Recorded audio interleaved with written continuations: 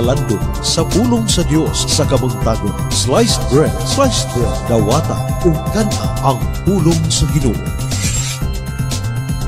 Mga igsoon, mayong adlaw. Ano usab kita sa atong buntagong tulumanon ang sliced bread. September 19, 2025. Viernes, Feast of Saint Januarius, Bishop and Martyr. Ang Ebanghelyo sumala ni San Lucas Kapitulo 8, versikulo 1 ngadto sa 3, nagsugid sa mga babae nga mikuyog kag Hesus nga nagkanayon. Wala madugay, miadto si Hesus sa kalungsuran o sa kabalangayan, di nagwali siya sa maayong balita mahitungod sa paghari sa Dios. Mikuyog kaniya ang napulog duha ka timun-an o pipila sa mga babae nga naayo gikan sa daotang mga espiritu o sa mga balatian. Sila mao si Maria nga ginganlag Magdalena, nga gikan kaniya gipagula ang 7 kayawa. Si Juana, ang asawa ni kusang opisyal ni Herodes. Si Susana ug daghan pang mga babae nga mitabang kang Hesus ug sa iyang mga tinun-an pinaagi sa ilang katigayunan. Pamalando. Ang Ebanghelyo karong adlaw nagpakita nga ang katilingban ni Hesus nagdawat dili lang sa mga lalaki, kundi apil na ang mga babae. Pinaagi sa pagdawat ni Hesus sa mga babae, lakip na niya tunggikan sa nagkalain-laing sosyal o relihiyosong kagikan isip iyang mga sumusunod, iyang gibuak ang kultural nga mga naandang sa iyang panahon. Ang kababayan walay ingon kapusog nga papel sama sa kalakinan sa mga Ebanghelyo. Dili kayo makita ang ilang papel. Pero kining mga babae nga naapil dili malimtan. Sila ang sumbanan nato sa pipila kabahin sa kahulugan sa pagkahimong tinun-an ni Hesus. May dako silang papel sa paghatag kang Hesus o kagawasan sa pagbuhat sa buluhaton sa Ginoo pinaagi sa pagsuporta sa material o financial. Ang mga babae nga gisgutan nag-alagad kang Hesus ug sa 12 gikan sa ilang kaugalingon katigayunan. Ang ilang pag-alagad wala gibase sa obligasyon kundi sa usa ka dako o kinasing-kasing nga pasalamat alang sa kaayuhan o kagawasan nga ilang nasinati pinaagi kang Hesus.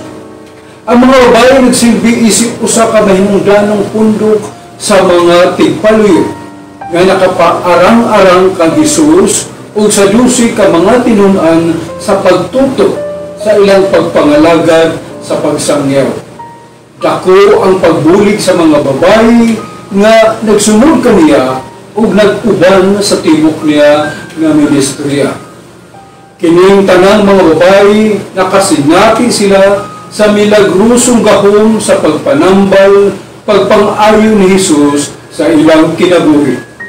Ug agig pasalamat sa ilang nadawat, ilang gihalad ang ilang kaugalingon sa pagserbisyo kaniya ug sa mga disipulo gikan sa ilang katigayunan ug kutob sa ilang mahimo. Ang paghago sa mga kababayan alang sa nagapanaw nga grupo kasagaran ato asaluyo sa talan-awon ug dili makita. Apan ang paglakip ni Lucas sa ilang mga ngalan ug mga contribution nagpakita nga walay buhat sa pag-alagad nga gamay ra kaayo o walay pulos sa gingharian sa Dios. Ang Ebanghelyo nagtawag kanato sa pagsundog sa mga babae pinaagi sa paggamit sa atong mga material na resources aron mapalambo ang buhat sa Dios. Kining mga babae makapadasig kanato sa paggamit sa unsay gihatag nga gasa kanato aron sa pag-alagad sa Ginoo ug sa iyang katawhan. Gipahinumduman kita nga dili kay importante ang atong gipanag-iya apan ang atong gibuhat sa atong gipanag-iya sama sa gibuhat sa mga babae. Kini naghatag kanato gibug aton sa atong pagkapilian, giin-giila nato nga ang tanan natong kabtangan gikan sa Ginoo. Kitang tanan gihatagan og grasya ug panalangin sa Ginoo sa paggamit sa atong mga resources sa mapasalamaton nga pag-alagad sa Ginoo ug sa iyang katawhan. Gitawag kita sa pag-alagad apan gitawag usab kita sa pagdawat sa serbisyo sa uban. Tungod kay gikinahanglan nato ang ilang serbisyo. Kung si Jesus gani nanginahanglan sa serbisyo sa uban, kita nga iyang mga sumusunod labaw pagayon. Ang pagserbisyo nato ngadto sa uban nagkinahanglan sa pagkamanggihatagon ug ang pagdawat sa serbisyo sa uban usa ka buhat sa pagkamapaubsanon.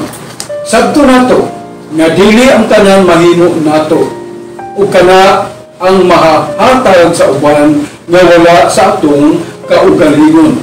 Busa sulod sa simbahan kitang tanan nagkinahanglan sa usad-usad. Ang balaang espiritu nagalihok sa atong mga kinabuhi sa nagkalain-laing paagi.